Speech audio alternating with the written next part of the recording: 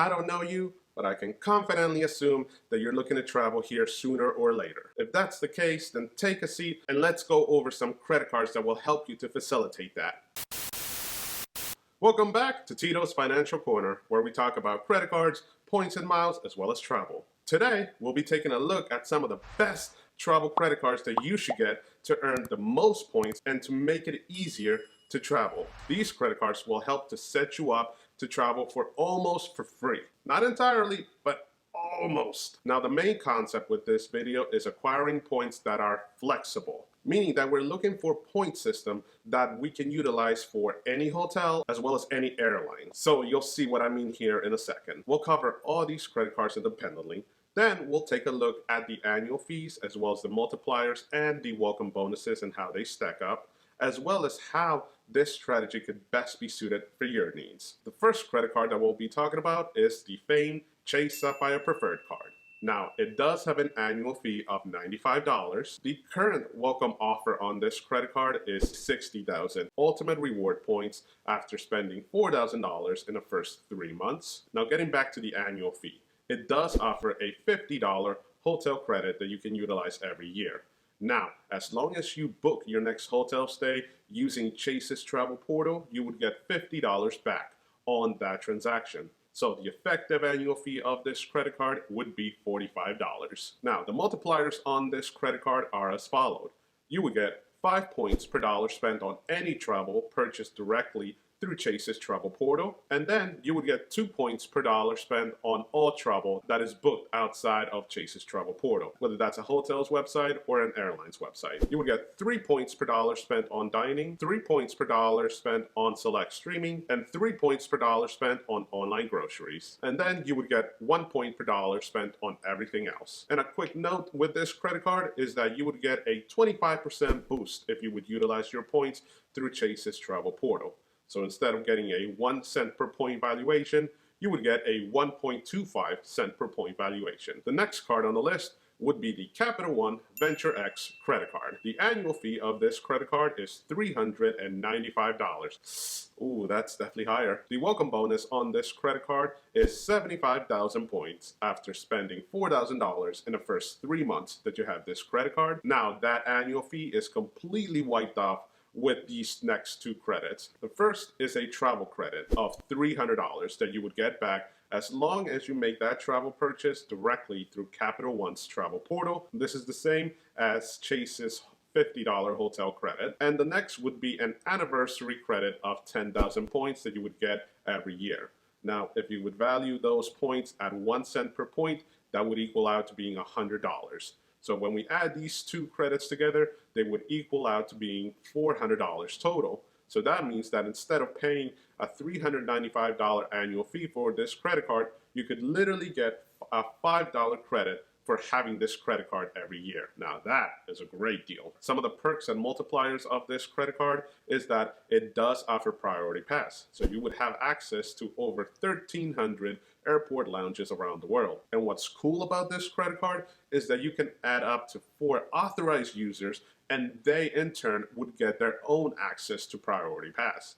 So that's right, if you are a family of 4 or more, if you add authorized signers, all of you would be able to access the airport lounges as a family. It wouldn't just be 1 or 2 or 3. It could be technically everybody, depending on how many authorized users you need. You would also get a $100 credit for either global entry or TSA PreCheck. You would get 10 points per dollar spent on hotels as well as car rentals that are booked directly through the Capital One travel portal. You would get 5 points per dollar spent on all flights booked through the Capital One travel portal, and then you would get 2 points per dollar spent on everything else. So that's right, on all other transactions, you would be able to get 2 points, which is a great deal. The next card on the list would be the American Express Gold Card. The annual fee of this credit card is $250. As of this recording, the welcome offer on this credit card is 75,000 membership reward points after spending $4,000 in the first 6 months. You would get 2 credits that would offset almost the whole annual fee on this credit card. The first is a dining credit of $120 per year,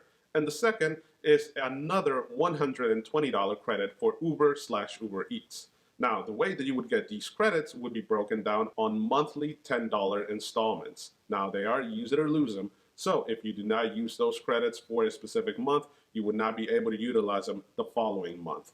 But if you are able to utilize both of these credits, then the effective annual fee on this credit card could be as low as $10, which is absolutely great, especially when we start looking at the multipliers that this credit card has to offer. You would get 4 points per dollar spent on all dining transactions. You would get 4 points per dollar spent on all US groceries. You would get 3 points per dollar spent on flights, whether that's booked directly through their website or through the Amex travel portal. And then you would get 1 point per dollar spent on all other transactions. The next card on the list would be the Capital One Saber One Rewards credit card. Now, I am happy to say that this credit card has no annual fee. The welcome bonus on this credit card is that you would get $200 back after spending $500 in the first 3 months that you have this credit card. It would also offer a 0% intro APR for the first 15 months that you have this credit card. And the multipliers on this credit card are absolutely astonishing. You would get 3 points per dollar spent on dining, 3 points per dollar spent on entertainment, 3 points per dollar spent on streaming, 3 points per dollar back on groceries, and then 1 point per dollar spent on everything else. Now, the reason that I'm adding this credit card on this list, even though a lot of people would say that this is much more of a cashback play, is that Capital One has a great feature. And that is that you can convert any cashback into Capital One points. So that's right, they would convert at a 1 cent per point valuation. So that welcome bonus of $200 would be the same as 20,000 points with Capital One. There's another credit card that has better multipliers, and that would be the Capital One Saver Rewards credit card. But that credit card does have an annual fee, which is why I went ahead and selected the Capital One Saver One Rewards credit card. Now, you might be saying, Tito, that's a great credit card, but the multipliers, they seem to be overlapping with some of the other credit cards that you mentioned, and you are absolutely correct. The reason that I'm adding this credit card is that the multipliers are great, but as you'll notice, there's quite a few different places that won't accept American Express.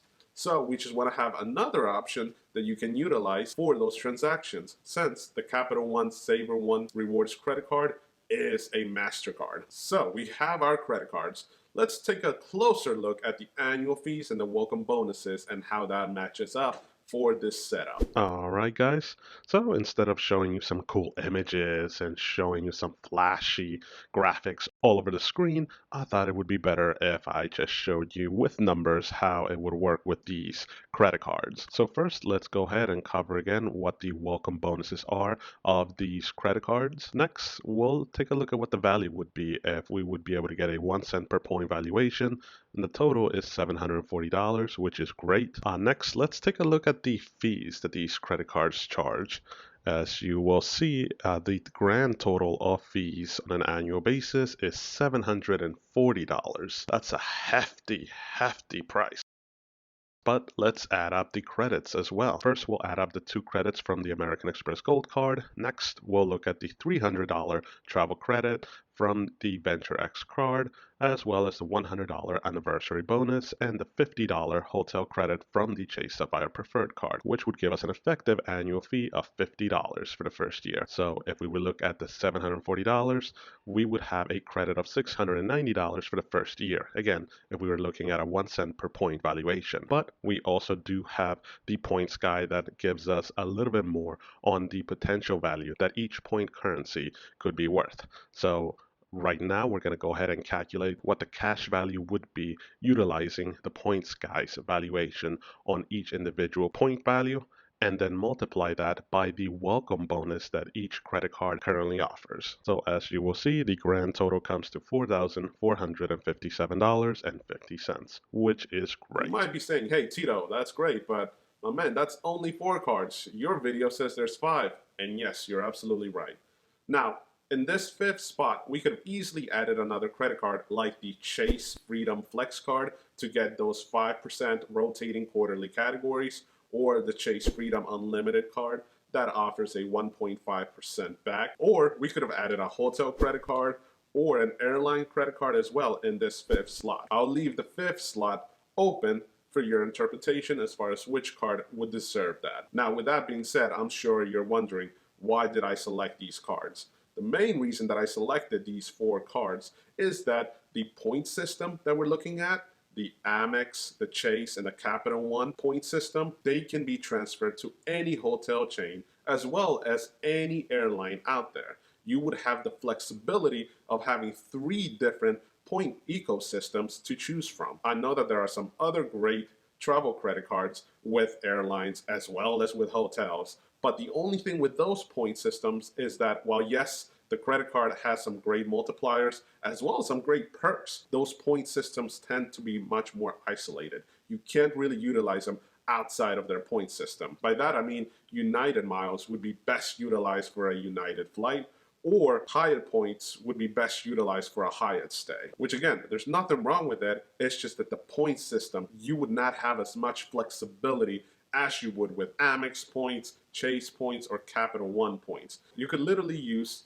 your Amex points as well as your Capital One points to book a flight with a Flying Blue, since they accept both point ecosystems, and then you could use your Chase points to book a Hyatt stay, so that way most of your travel would be covered with these ecosystems. So again, the name of the game with this specific video is flexibility and giving you the best option as well as the most options when it comes to choosing a hotel or an airline with your travel. So again, flexibility is the name of the game with this video, and these credit cards would get you the most flexible points to get you to a great vacation and pay for most of it. With that said, if you found any information useful during this video, please hit that subscribe button as well as that like button.